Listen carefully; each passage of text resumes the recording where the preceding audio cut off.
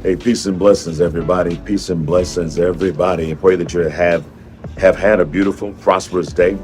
We're in California this week, so the time difference is quite different from California to Georgia. So it's already late uh, in Georgia. But whenever you watch this, I want you to listen very closely to something I want to share with you that I know is going to be a blessing to you if you'll take it in. First of all, I want you to know I love you. I want you to know that I believe in you, and I want you to be encouraged in spite of whatever you might be involved in, whatever you're going through, no matter how messed up your life may be, no matter what you may be doing. Know that God loves you, know that He cares for you, and know that He's got plans ready for you. He's just waiting on you to surrender and submit to His will and His way. And He will be, I promise you, the blueprint for your life, and He'll get you where you want to go. This week, my son and I are here in California. I brought my son here because he just recently graduated from Kennesaw State University with a mechanical engineering degree. And now he's in the field searching for that particular career. And this is a wonderful place for us to be. We're actually at the AABE. And for you who don't know what it is, that's the American Association of Black Energy. I wanted to share with you their mission statement because I think it's profound, and it's one of the reasons why we're here.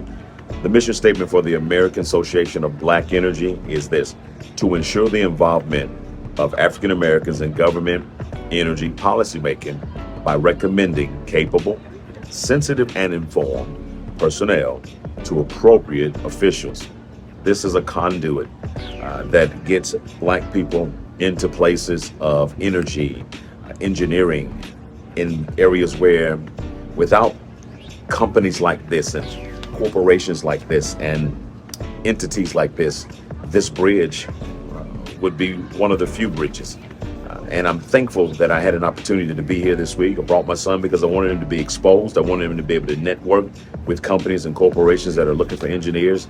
And I have to give a huge shout out to my sister and my friend, Natasha Freeman. Natasha Freeman is the wife of my friend, Pastor A.J. Freeman, senior pastors of Courageous Church in Atlanta, Georgia, Austell, Georgia. But Natasha stands in her own right as a woman of power, woman of business, a woman who really is an amazing woman. She happens to be the senior vice president of operations and events for the American Association of Black Energy. And she said to us, you guys should come and check this out. I think it'd be great for your son, and you should come and see what happens. And we consented, and we're glad we have said yes to coming. It's already been a blessing. We've only been here 2 days. We'll be here for the rest of the week, but it's already been a phenomenal experience for my son, and I'm excited for his future as any good father would be. I want to share something with you, part of a conversation my son and I had last night over dinner, and we were talking about identity, and my son marvels at his father. He loves me and appreciates me and tells me thank you way too much.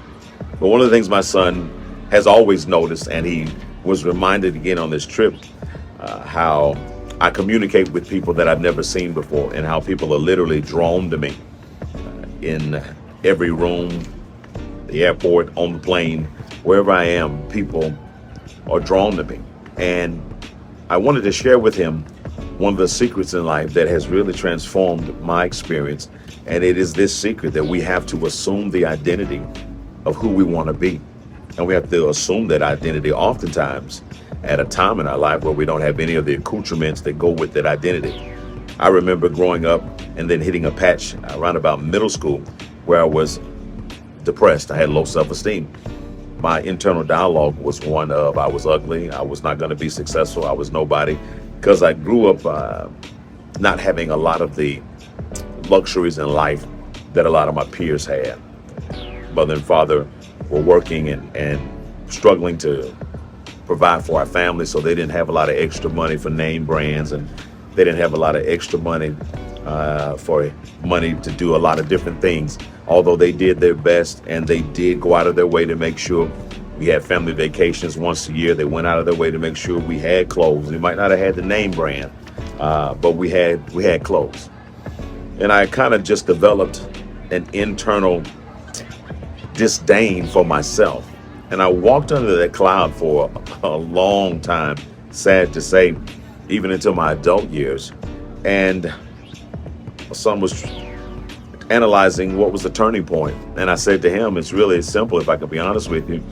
I got tired of being that person that was weak, that person that would hide when he walked in a room, that person that did not want to be seen, that person that thought ill of himself, that person that did not have any confidence. I literally got sick and tired of being that person and decided I would become somebody else. And I said, all I did, son, was I got in God's word and I decided that I would believe what God said about me. And I said I had to do it at a time where I didn't have anything that went with what God said. God said I was the head and not the tail, and I didn't have any evidence that I was the head. God said that I was above and not beneath, and I had no evidence that I was above. But I said I decided to trust God. I decided to trust God because God made me, God knows me, God created me. And if he says I'm something, even if I don't look like what he says I am, I gotta believe that the I am knows who I am. Can I say that again? I have to believe that the I am knows who I am. So I just started getting in the word and believing everything God said about me. And folks, when I tell you that began a internal transformation of my identity. And it wasn't very long after that, after practicing that identity, after walking like that person I wanted to become, talking like that person I wanted to become. But more importantly, I started thinking like that person that I wanted to become. It was not long before those things that go with that type of person started to find their way into my life. I want to let you know that you're only one identity away from everything you've been praying for. You're only one identity away from the promises of God. You're only one identity away from the best life you've ever lived. And I know people love to sing, I'm living my best life. I'm not going to sing that because I'm not living my best life yet. No, my life's good. Don't get it twisted. But I'm not going to cap it yet. I'm not going to put a cap on it and say I'm living my best life, because I believe there's always better. One of the things that most people don't realize is we waste a whole lot of time praying and wishing and hoping. And listen, I believe in prayer. I believe in hope. But if all you're going to do is pray, then you're going to stay right where you are. If all you're going to do is hope, then I promise you this time next year, you'll be in the same exact place. You have to do more than pray. You have to do more than hope. You have to literally assume the identity of who you want to be. I thought this morning I had a great example that I shared with you. I set my alarm last night to wake up at 6 a.m. so I could go to the gym and work out here at the hotel. Phenomenal hotel, phenomenal gym. I checked it out the day before to see what kind of facility it was. I was excited about getting in the gym because I'm into working out. So I set my alarm for 6 a.m. to go to the gym. For some strange reason, I woke up at 4 a.m. I woke up at 4 a.m. and said, man, 2 hours too early. Gym's open 24 hours, mind you. So what do? I lay back down, go back to sleep until my alarm goes off at 6 a.m. I get up at 6 a.m., gym clothes are laid out. Jump in my gym clothes, boom, I'm down to the gym. And I saw something today that I had never seen.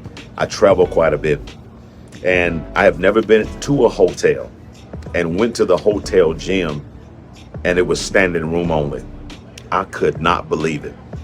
I walked into that gym and it was literally standing room only. There were people waiting on people to get off the weights and get off the treadmill and get off the elliptical and get off the equipment.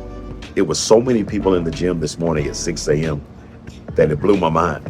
What even impressed me greater is that 99% of the people in the gym at 6 a.m. this morning were all African American. And for a moment there, I stood and I smiled. I was like, wow, this speaks volumes. It speaks volumes because those individuals, myself included, had set their mind, and we set our mind that this is what we were going to do at such a certain time, and we got up and got it done. Mind you, now we have 7:30, 8 o'clock sessions to go to, but working out was a priority for all of the people in that gym this morning. And listen, I got in a corner with another brother. I grabbed some dumbbells and I started my workout until another piece of equipment became free, and I worked my way around the gym. And I was just happy that there were people who understood this, that if you want something in life, you have to do the work to get it. Now, I want to say that because I'm getting ready to close, but I need somebody to catch this, and I need you to run with it. Whatever you want in life, you're going to have to be willing to do the work in order so that you can have it. I wrote this down right before I came out to shoot this video, and I want I want to say it just the way I wrote it. Doctors can't make you healthy. Dietitians can't make you slim. Teachers cannot make you smart. Mentors can't make you rich. And trainers can't make you physically fit. At the end of the day is going to end, and you are the only one who can make your life better. I need somebody to rewind this and listen to it again and again and again. Because at the end of the day is going to end, and the only person that can make your life better is you. What are you going to do now, going forward with the rest of your life, that is guaranteed to make your life better? What are you going to do now, going forward with the rest of your life, that only you can do? What are you going to do now, going forward with the rest of your life, that must be done in order for you to be who you want to be, have what you want to have, go where you want to go, and experience the life that you want to live? What are you going to do? Because here's what I know. You can have it, you can do it, and you can be it. But you have to assume the identity of the person you want to be, and then you got to do the work as if you are that person. And I promise you, all of the accoutrements that go with the identity will find their way to you if you're truly convinced that that is who you are. And if you truly start walking like it and talking like it and thinking like it, that identity, it has a way of becoming a magnet. And you'll be surprised. All the things you used to dream about will find their way to you because you have become that person. I pray that this blesses a million people. If it blessed you, do me a favor and share it with your family and your friends, because I want to see all of us win. I want to see all of us succeed. I want to see all of us grow. And I want to see all of us experience the next level of better for us, because there are levels to this. And whatever level you're on, congratulations. But don't you ever settle for your current level, because there is always better. Hey, this is Pastor Troy Wynn Sr., the senior pastor of the Freedom Church, out in California with my son this week, helping him make some connections as he gets ready to jump into his engineering career. A proud father of all three of my children, who are three of the most amazing young men and young women I've ever seen. And I thank God that God gave them to me and my wife. And I thank God that God trusted us to be good stewards of those three individuals. I pray that you have a beautiful, blessed day. And I pray that you will assume the identity of who you want to be and put in the work, because you can do it. Love you.